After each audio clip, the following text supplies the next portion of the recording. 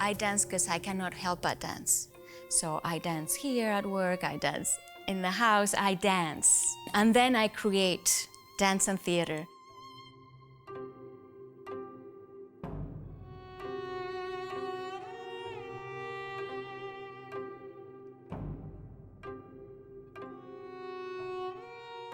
Can you give us a little background info on yourself? I'll just say that I'm a dance and theater maker, and that even though I've been doing this all my life, I feel like I'm just starting. I'm just getting started to know something, though the older I get, the more I realize I know nothing. So I just show up every day in the studio, in the theater, in nature. That's my studio of late, and just keep at it. When did you first figure out that you fell in love with dance? I don't remember a time where I was not in love with dance. So even my grandma used to tell me, they used to call me Pinito del Oro, who was a circus trapeze artist. Wow. Back in her day. Because as I was a little girl in the crib, I would always climb and do physical things that were not common, I guess. What inspires you, or who inspires you? It's corny, but it's life inspires me. You know, you inspire me. If you're here, just like talking to you makes my lungs open, my heart, and like, oh, my sails start to, bring me somewhere. You know, everything inspires me. You know, nature, of course, is the source, but just this, being alive in this body inspires me. The beauty and also the suffering both inspire me too. It moves me to do something or to express something. How important are connections in the art scene or just in the performing arts, just in general? Like, how important are making those connections?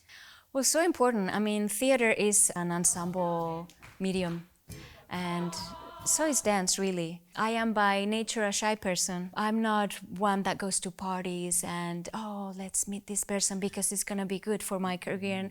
No, my networking has to do with this, we talk.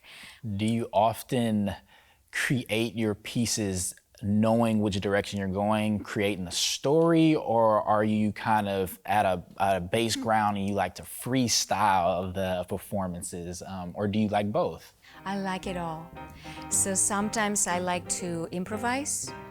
Sometimes I like to start improvising and that will take me somewhere for creating something, and then I will set something. Are there any other artistic mediums that you wanted to explore that you never got the chance to explore? I would love to keep finding projects where I have to learn new things. I still do learn new things. One thing that I want to do is sing more and make more music. So it's not new, but it's something that intentionally I want to spend more time doing. What's some of the projects you're working on now, or what's some of the work that you have going? So I am working on outdoor pieces.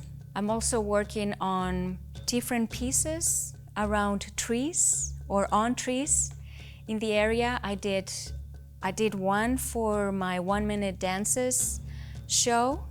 We've done 10 years of that, and this past year I did a piece that was on a tree. It's called the Gong Tree for a minute. So I want to do a series of tree pieces. They might be solos, or it might be that I get some friends to play with me.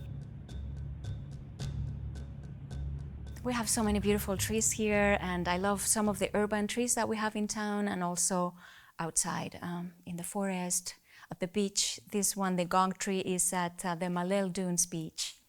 So that's my most immediate project. How important do you think dance is to society and the world?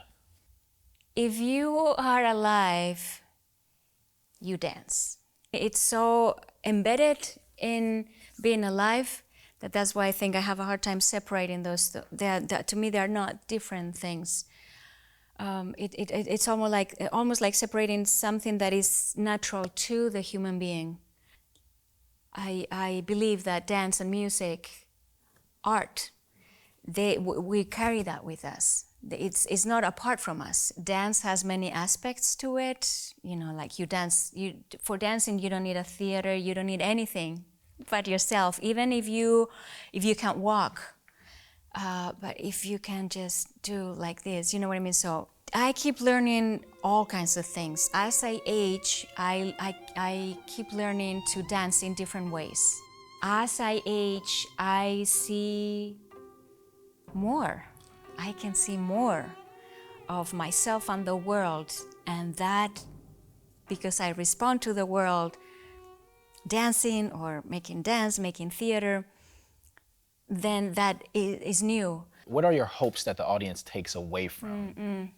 I want the audience to kinesthetically respond to what I'm doing, so that they are not sitting back watching, but that they are slightly forward and a little bothered, you know, like moved.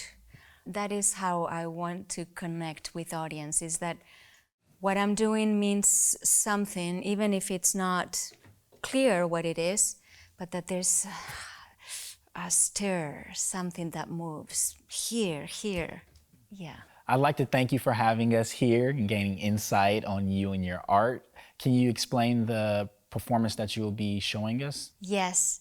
It's called Ruminations. It was developed as part of Outer Ruminations, which was an outside museum and performance space that was created by Leslie Castellano. And many artists, we were just taking that space. It was outside in Table Bluff. So I was just spending time there, like, so who's here and what is this? And so every day would be something, I feel like things were revealed, you know, so I wasn't imposing things on the space, or I didn't feel like I was imposing things on the space. And it was developed like that, you know, spending time and, oh, this is what's happening here, oh, that. And then what you're going to see, that's the final result of spending time there and listening. I don't want to talk about what it means or what it is. I just want to show it. Okay, well, I look forward to seeing it. Thank you so much, and thank you for being here, spending time with me.